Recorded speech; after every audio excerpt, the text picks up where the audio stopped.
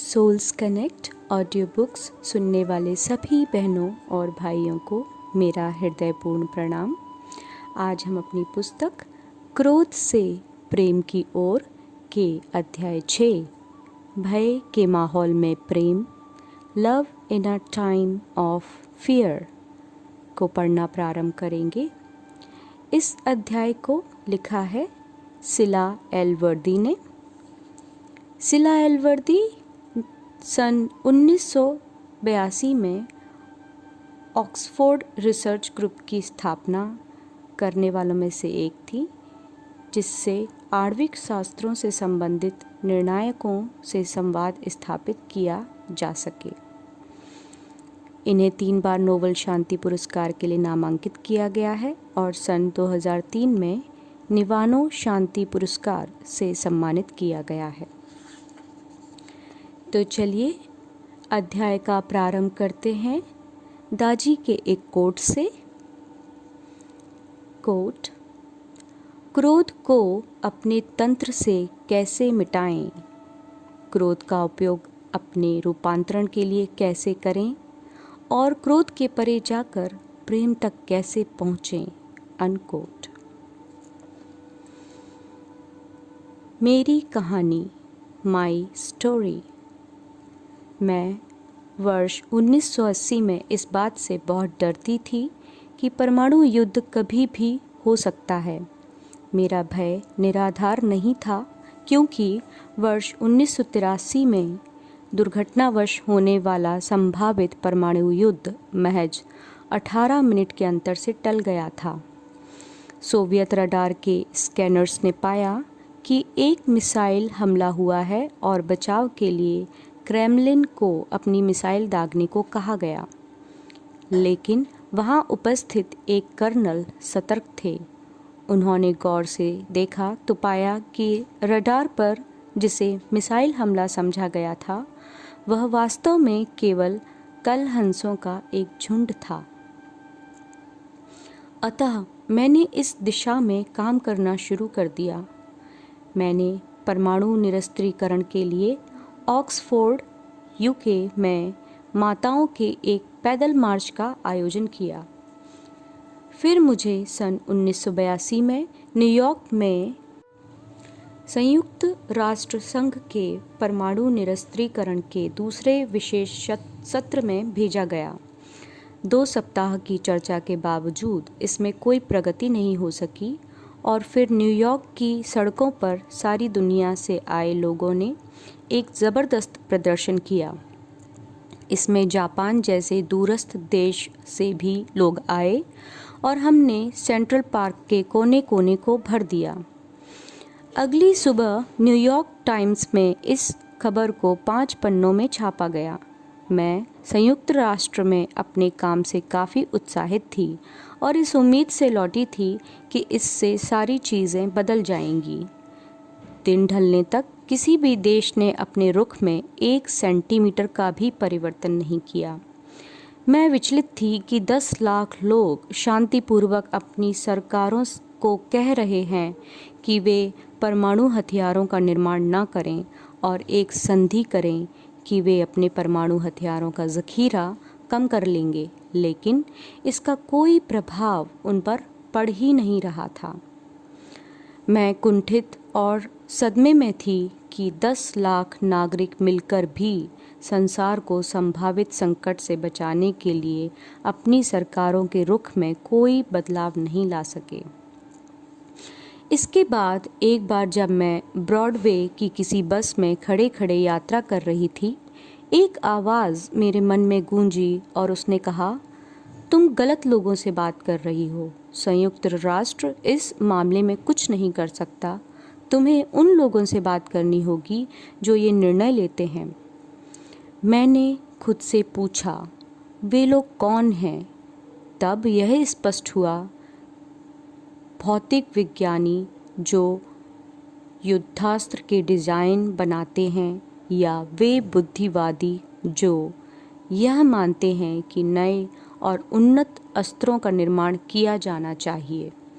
वे हथियार निर्माता जो मिसाइलों का निर्माण करते हैं, वे रक्षा संबंधी अधिकारी जो उन्हें इस काम के लिए धन देते हैं, सेना के वे अधिकारी जो इन हथियारों को कहीं स्थापित करते हैं व किसी लक्ष्य पर निशाना लगाते हैं, और वे राजनीतिज्ञ जो ऐसा करने का निर्णय लेते हैं। यही वे लोग हैं। अपनी दिमाग में उठ रही इस आवाज़ को मानकर मैं घर चली गई। फिर अपनी भोजन की मेज़ पर साथियों से चर्चा करके एक शोध यानी रिसर्च समूह की स्थापना की, जो यह पहचान करने के लिए था कि वास्तव में निर्णय लेने वाले लोग कौन हैं, खासकर उन देशों में जो परमाणु अस्त्रों के मालिक हैं, जैसे संयुक्त राष्ट्र America, Soviet union, Britain, France और चीन। इस लंबी कथा को संक्षिप्त करते हुए कहूँ तो हमने 4 वर्षों तक रिसर्च करने के बाद अपनी पहली किताब प्रकाशित की। हमने इन निर्णयकर्ताओं को भी इस चर्चा में शामिल करने की कोशिश की, लेकिन उन सब ने हमसे बात करने से इनकार कर दिया। मैं एक बार फिर बहुत निराश हुई, लेकिन अब मैं जानती हूँ कि ऐसा क्यों था। वे जानते थे और उनकी सोच सही भी थी कि हम लोग भय के द्वारा उकसाए गए थे और मुझे उकसाए जाने का कारण क्रोध था। मैं बहुत क्रोधित थी कि कोई भी हमारे भविष्य को संकट में डाल सकता है और हमारे बच्चों के भविष्य को भी, क्योंकि वे ऐसे घातक व विषैले हथियार बनाकर उन्हें इतने बारीक ट्रिगर अलर्ट पर रखते हैं, यानी उन्हें मिनटों में चलाया जा सकता है। जीवन के इस मोड़ पर आकर मैंने ध्यान करना सीखा और कुछ वर्षों पहले शुरू किए गए आत्मचिंतन को गहन करने का अभ्यास किया। मैंने अपने अंधकारमय पक्ष पर गौर करना शुरू किया। तब मुझे भान हुआ कि मैं कितनी क्रोधित और भयभीत थी। जब से मुझे इसका भान हुआ, तब से मैंने आने वाले अनेक वर्षों तक खुद को बदलने का प्रयास किया और लोग मुझसे सहमत होने लगे। सन 1987 के आसपास हम महिलाओं का एक प्रतिनिधि मंडल लेकर मॉस्को गए और सोवियत यूनियन के नेता मिखाइल गोर्बाचेव से मिले। हमारे साथ बातचीत के लिए महिलाएं पूर्वी यूरोप से ब्रुसेल्स आईं, जो नाटो का मुख्यालय है। पहली बार कोई पूर्वी यूरोप से नाटो मुख्यालय में आया था। हमारे समूह का नाम ऑक्सफोर्ड रिसर्च ग्रुप था। हमने आणविक निर्णायककर्ताओं को ऑक्सफोर्ड के निकट ओल्ड क्वेकर मैनर हाउस पर आमंत्रित करना शुरू किया और वे आने भी लगे। शुरुआत में यह तनावपूर्ण और औपचारिक था, लेकिन हमने इसे बातचीत की खातिर सुरक्षित स्थान बनाने के लिए अपनी सर्वश्रेष्ठ कोशिश की और उन्हें घर में बना हुआ भोजन दिया व उन सभी के शयन कक्षों को स्थानीय जंगली फूलों से सजाया। जिस तरीके से हमने सहभागियों के साथ व्यवहार किया और उन्हें सुविधाएं दी, उसके कारण शुरुआती अविश्वास व शंकाएं दूर हो गईं। तब सहभागियों ने अपनी कमर कस ली और वे संधि की संभावित शर्तों के सुझाव देने लगे। इस निर्णायक बात पर सबको लाने में 10 वर्षों का समय लग गया। यहाँ एक महत्वपूर्ण बिंदु था संपूर्ण गोपनीयता। वहाँ कोई प्रेस रिलीज नहीं थी, कोई संचार माध्यम नहीं था और इन बैठकों में कुछ भी मीडिया को रिपोर्ट भी नहीं किया गया था। सहभागियों के बीच भरोसा स्थापित होना ज़रूरी था। ऑक्सफोर्ड रिसर्च ग्रुप द्वारा आज भी जो आणविक संवाद संचालित किया जाता है, उस पर भी यही बात लागू होती है। लेकिन एक अन्य प्रमुख घटक भी था, भय और क्रोध का अभाव। हम सभी लोग जो इन बैठकों को आयोजित करते थे, उनमें लोगों या प्रक्रिया के प्रति ना तो कोई भय था और ना ही क्रोध। हमारा दृष्टिकोण उनके प्रति ऐसा था जैसे हम सभी लोग मिलकर किसी विशाल समस्या से जूझ रहे थे और समय के साथ हम उन्हें पसंद भी करने लगे। इस सोच से बहुत फर्क पड़ा। क्रोध से प्रेम की ओर बढ़ने के लिए कौन से कौशलों की आवश्यकता है? What are the skills needed to move from anger to love? मैंने लगभग आधी सदी तक सशस्त्र युद्ध की दुनिया में काम किया है और जो सबसे महत्वपूर्ण सबक मैंने सीखा वह यह कि हमारी वाह प्रभावोत्पादकता के लिए हमें सबसे पहले स्वयं पर आंतरिक कार्य करना होता है। यही इसके लिए पूर्वापेक्षित है। इसके दो प्रमुख कारण हैं। पहला तो यह कि हमारी जागरूकता की गुणवत्ता हमारे द्वारा प्राप्त किए गए परिणाम को सीधे तौर पर प्रभावित करती है। दूसरा यह है कि यदि हमने ईर्ष्या, क्रोध, भय और लालच जैसी अपनी कमियों की खोजबीन नहीं की और यदि उन्हें अपने जीवन में समाहित करके निर्मूल करने के लिए लगातार काम नहीं किया, तो इसकी पूरी संभावना है कि हम इन अचेतन भावनाओं से दूसरों को ठेस पहुंचाएंगे। यहाँ मैं एक ऐसी महिला का उदाहरण दे रही हूँ जिन्हें पीस डायरेक्ट ने कई वर्षों तक सहयोग दिया। गुलालई इस्माइल उत्तर पश्चिमी पाकिस्तान में रहती हैं और जब वे 15 वर्ष की थीं तब से अपनी साथी मलाला यूसुफजई के साथ युवतियों को स्कूल जाने के लिए प्रेरित किया करती थीं। बाद में मलाला के इसी कार्य के कारण कट्टरपंथियों ने उसके सिर में गोली मार दी, लेकिन गुलालई इससे विचलित नहीं हुई और उन्होंने अपना कार्य जारी रखा। वे अब भी युवाओं को मदरसे में जाने के लिए प्रेरित करती हैं।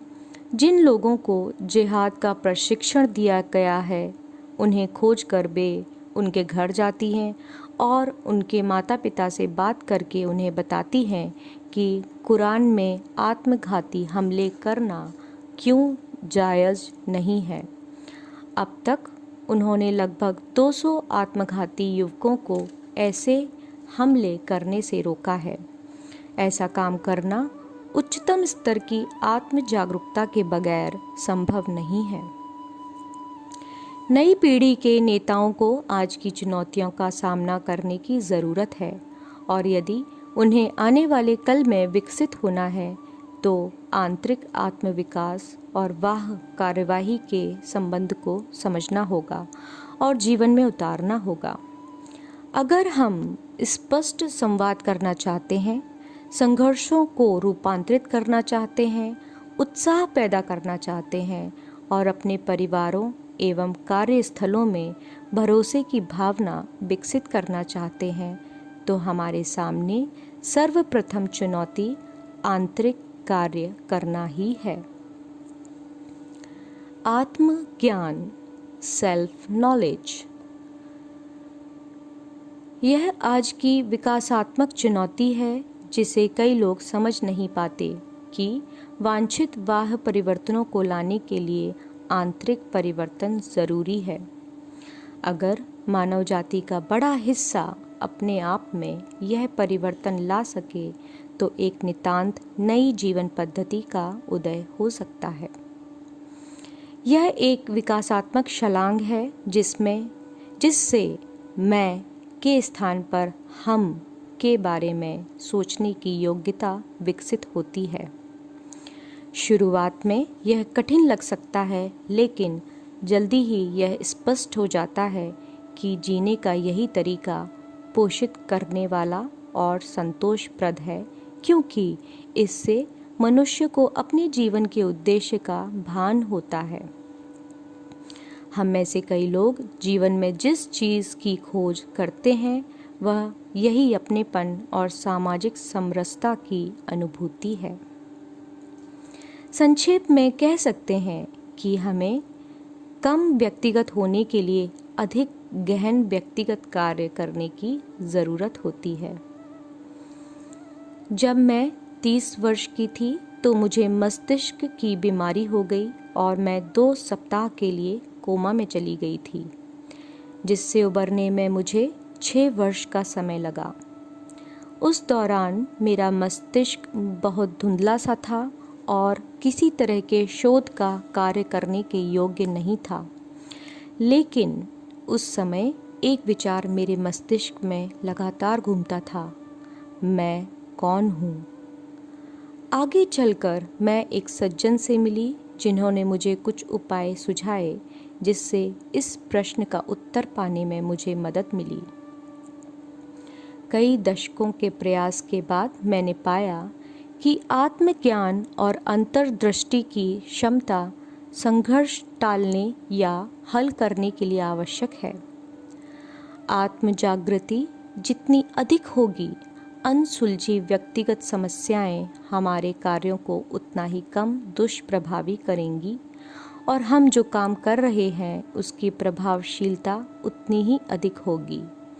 इसके स्पष्ट उदाहरण के रूप में हम कह सकते हैं कि हम में से जो शत्रुओं के बीच मध्यस्थता का कार्य कर रहे हैं, उन्हें क्रोध व भय के अधीन नहीं होना चाहिए और स्वयं की नकारात्मक भावनाएं पहचान कर उन पर कार्य करना चाहिए। सुनना यानी लिसनिंग। अधिकतर झगड़े किसी भी अन्य साधन की तुलना में ठीक से सुनने की योग्यता के कारण ही सुलझ जाते हैं। हम में से ज़्यादातर लोग सोचते हैं कि हम अच्छे श्रोता हैं, जबकि ऐसा नहीं है। जब जाहिर तौर पर हम सुन रहे होते हैं, तब अधिकांश समय हम यह सोच रहे होते हैं कि अब हमें इसका क्या उत्तर देना है, या फिर हम वक्ता के बारे में राय कायम कर रहे होते हैं या उसका आकलन कर रहे होते हैं, अथवा मानसिक रूप से हम वहाँ उपस्थित ही नहीं होते। अपना संपूर्ण अविभाजित ध्यान एक ऐसा अति मूल्यवान उपहार है जो हम उस दूसरे व्यक्ति को दे सकते हैं, खासकर जब कोई बहस हो रही हो। जब कोई व्यक्ति अनुभव करता है कि उसे वास्तव में सुना जा रहा है, तो वह तुरंत तनाव मुक्त होने लगता है। अगर श्रोता वक्ता के शब्दों के पीछे छिपी भावनाओं को समझने के लिए स्वयं को एकाग्र करे, तो और भी अच्छा होगा, क्योंकि इससे बेहतर ढंग से जानकारी उभर कर आती है। हम एक उदाहरण लेते हैं।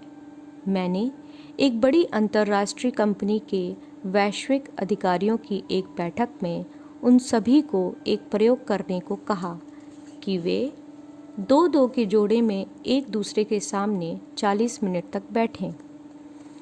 आपको जीवन में कौन सी चीज़ परेशान कर रही है? आप किस चीज़ को पाने के लिए बेचैन रहते हैं? आपके अनुसार आपकी अधिकतम क्षमता क्या है? ऐसे सवालों के जवाब देते समय उन्हें एक दूसरे के साथ आँखों से संपर्क बनाए रखना था और अपने साथी को ध्यान से सुनना था। जोड़े का हर साथी बारी बारी से जवाब दे रहा था और उनके ये जवाब सतही स्तर से कहीं नीचे उनके दिल की गहराई से आ रहे थे। इसके साथ ही हर एक व्यक्ति बारी बारी से सुन भी रहा था, यानी पूरा ध्यान दे रहा था। पहले पहल उन्हें यह अच्छा नहीं लगा। उनके शरीर आँखों से संपर्क बनाए रखने और व्यक्तिगत ईमानदारी के संकोच से छटपटा रहे थे। प्रयोग के अंत में सुनने में निहित शक्ति के बारे में उनकी एक नई राय बन गई। अपने कार्यक्षेत्र में कुछ हफ्तों तक इसका प्रयोग करने के बाद उनके सीईओ ने बताया, आपने जो कुछ हमें सिखाया उसकी मदद से हम किसी भी समस्या को 15 मिनट में ही सुलझा लेते हैं, जिसे पहले हम 4 घंटों तक चर्चा और बहस करने पर भी सुलझा नहीं पाते थे। इसलिए अगर आपका किसी से कोई झगड़ा है और आप अपनी सुनने की योग्यता का उपयोग करना चाहते हैं, तो आप उसे कह सकते हैं, क्या आप मेरे साथ आधा घंटा बिताना चाहेंगे ताकि हम अपने बीच चलने वाले मसले को अच्छी तरह समझ सकें? आप उनसे यह कह सकते हैं कि आप इस मामले में किसी अन्य को दोष दिए बिना यह सुनना चाहेंगे कि इस मसले के बारे में वे क्या महसूस करते हैं। इसके बाद आपने जो भी सुना उसके बारे में अपनी राय यानी फीडबैक दें और इसे जितना भी हो सके उतना सटीक रखने की कोशिश करें। इसके बाद आप भूमिका बदलें। अब आप लगभग 5 मिनट तक बोलें और वह व्यक्ति इसे ध्यान देकर सुने उतना ही जितना कि वह आपकी बात को दोहरा सके। इस प्रक्रिया में सामान्यतः मन जो कह रहा होता है मैं सही हूँ और आप गलत, उसमें बदलाव आता है और यह बदलाव दिल से होता है जो कहता है हे भगवान, इसके बारे में क्या आप ऐसा महसूस करते हैं? उस समय आप उस बारे में बात कर सकते हैं जिसे दोनों पक्ष चाहते हैं। अपनी उन अधूरी ज़रूरतों के बारे में बात कर सकते हैं जो आपके क्रोध, भय और ईर्ष्या के गहन कारण हैं। आप यह सुझाव दे सकते हैं कि वह व्यक्ति आपकी ज़रूरत की पूर्ति में किस तरह सहायता कर सकता है और साथ ही प्रस्ताव भी दे सकते हैं कि आप उनकी ज़रूरतों की पूर्ति में कैसे सहायता करेंगे। बाद में दोनों इस पर अपनी अपनी प्रतिक्रिया दे सकते हैं। ब्रिटिश सरकार जानती है कि उत्तरी आयरलैंड में 30 वर्षों के आतंक का खात्मा करने में उनकी समस्त शक्तियां व्यर्थ साबित हुई थीं। अंततः यह सही ढंग से सुनने, धैर्यपूर्ण मध्यस्थता, चर्चा और दोनों पक्षों के सम्मान की रक्षा करते हुए उनके मध्य सेतु बनाने से हो पाया था। सीनेटर जॉर्ज मिशेल, जिन्होंने इस गुड फ्राइडे एग्रीमेंट के होने में महत्वपूर्ण भूमिका निभाई थी, उन्होंने कहा, मैं सुनता रहूँगा फिर चाहे इसमें कितना ही समय लग जाए। इस अध्याय को हम यहीं विराम देते हैं। इसे हम अपने भाग 2 में आगे बढ़ाएंगे और आपके समक्ष शीघ्र ही प्रस्तुत होंगे। तब तक के लिए आप सभी का हृदय से धन्यवाद एवं आभार। कृपया इस चैनल को सब्सक्राइब करें, लाइक करें, शेयर करें, प्रेस करें बेल आइकन के बटन को नई नोटिफिकेशन के लिए और अपने कमेंट बॉक्स में भेजें। आप सभी का पुनः धन्यवाद।